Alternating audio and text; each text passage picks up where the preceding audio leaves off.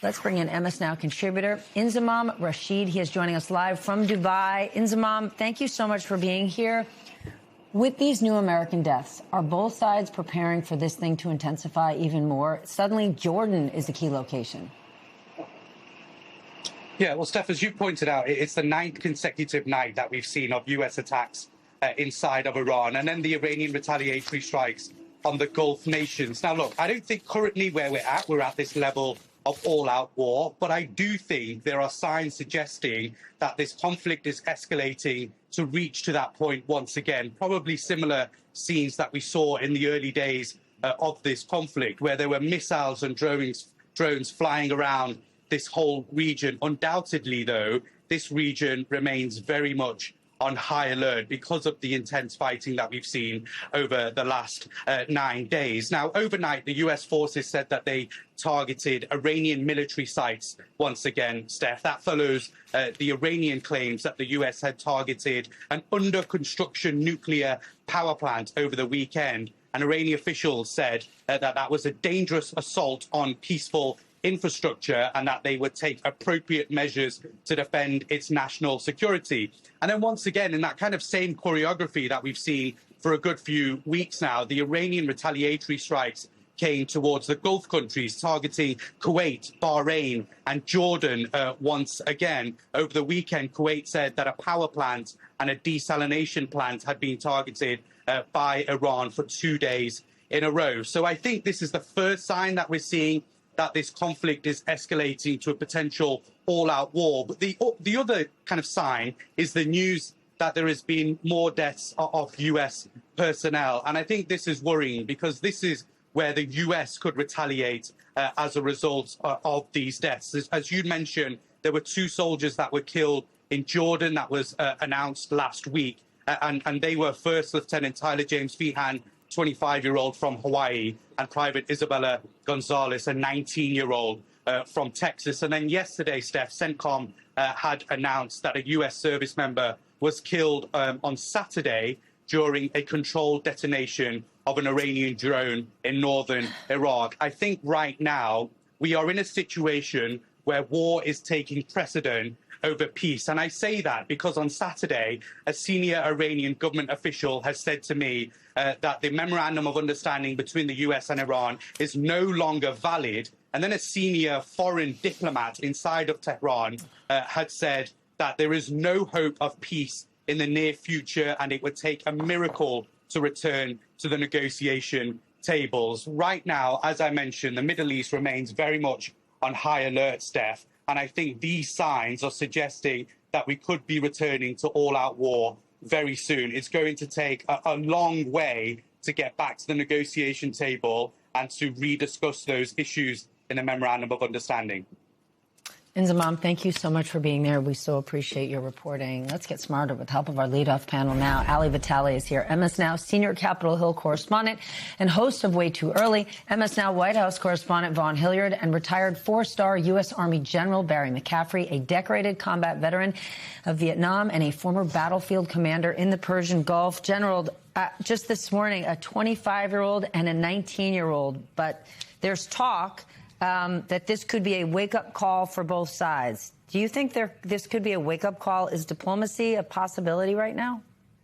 Sure doesn't look like it. You know, at the end of the day, the current situation is the Iranians are in a disaster, both economically and militarily. We dominate the air and sea space. They're being punished now with economic targets, which is Mr. Trump's last option to try and force them back to the negotiating table. But conversely, of course, the Iranians essentially control the Gulf of Hormuz. The straits are closed largely. This is a political vice that they've got the U.S. president in. So where's it all going to go? My guess is that the Iranians had a win with this memorandum of understanding. They got almost everything they wanted. Essentially, they ended up being given responsibility for the straits. And there was very little discussion of giving up anything on the nuclear program. They should have taken that deal and stayed with it. So where's all this going to go? I think at the end of the day, Mr. Trump is forced to do 90 days of airstrikes to try and destroy a lot of their economic targets and force them back. I don't think that's going to work. And conversely, putting ground forces in, you cannot defeat the Iranians with air power alone.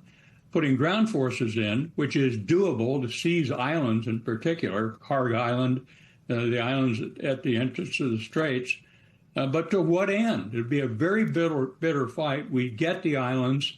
There'd be significant casualties. So Mr. Trump's stuck in a vice.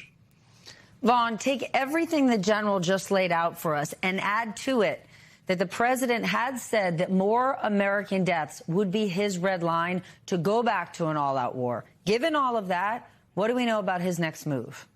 Well, after last night, the announcement from the U.S. military that Tyler Feehan and Private Isabella Gonzalez, the two service members who were killed in the strikes on the Jordanian base, the presidents of the United States said, quote, "We feel very badly." Pete Hegseth, the defense secretary, his response in a social media post was, "Their sacrifice only stiffens our resolve." Just how far is the U.S. president willing to go, 17 service members having lost their lives in the almost 5 months of battle now, is the question here. And for the presidents of the United States, the difficulty is, unlike in past wars, there was no deliberation among the public or up on Capitol Hill in the lead up to the war in terms of the justification or what a war game plan would look like from the Pentagon. And what you have is the president of the United States in March very, very concretely declaring this war has been won. In April, saying they're in bad shape, they've got nothing. Last June, they have been completely defeated. The bully of the Middle East is dead. And then again last night on the tarmac there on his return to Washington, D.C., saying they've lost everything almost militarily. And yet, despite that suggestion to the American public about the state of this war, the U.S. remains deadlocked, and U.S. men and women continue to be in theater in a moment where the ends of the Memorandum of Understanding and, as the general suggested, what seemed to be a good deal for Iran was not ultimately agreed to. And so how far is the U.S. president willing to go in this? I think that's a question that he has been unwilling to answer for 5 months. Ali, I think of an event I was at in the springtime where Ted Cruz was basically talking about our military might, that Venezuela was incredible, what we could potentially do in Cuba was incredible, and just jumping over Iran. And I heard that from more and more Republicans. I definitely heard it from GOP donors. But here we are. More Americans have died, a 25-year-old and a 19-year-old, and gas is hitting $4 a gallon.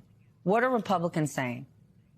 It's all the toll of the war, right? It's the human toll. It's the financial toll. It's the fact that when you look at this from a foreign policy perspective, the win that the administration at one point during this memorandum of understanding was trying to push is that the Strait of Hormuz would be open again and it would be toll-free, when in fact that was what it was before the war began. And so they were trying to sell a win that was a win before they did anything. And I think Republicans, certainly on the Hill, that wasn't lost on them, especially as they hated the other contours of what was in this memorandum of understanding. That being said, that MOU is off the table.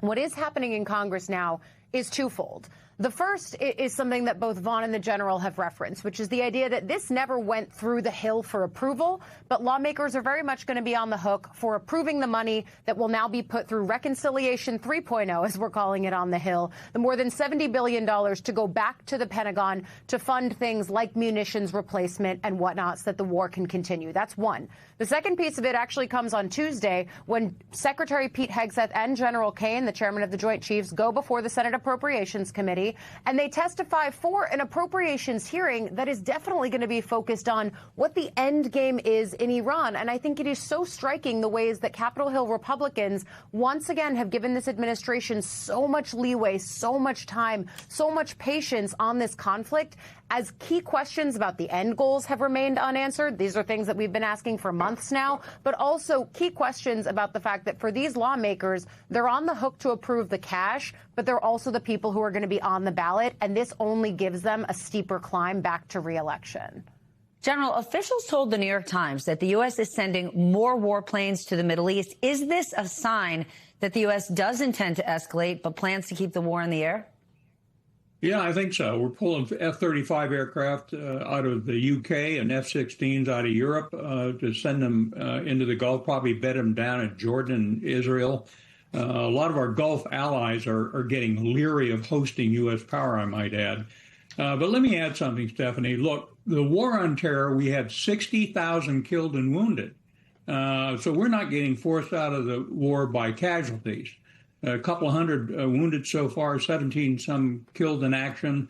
That's not going to break us. The problem is to what end can we use military power to open the straits, and our only real objective, which was to get our hands on 10 tons of fissile material and to get international arms control inspectors on the ground to prevent the Iranians from going nuclear.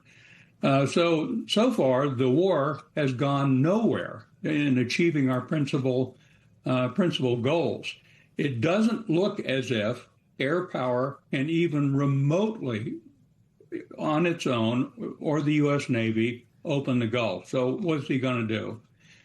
Diplomacy is going to be the only answer, and I'm not sure what else he can throw in the towel on, because the memorandum of understanding should have been enough for the Iranians to embrace it. Right now, I think they're rubbing the president's nose in his ineffective strategic objectives. And by the way, there is no support in Congress for this war. There's no support among the voters. There's really no support among our allies. So it's a very perilous situation for U.S. Foreign policy.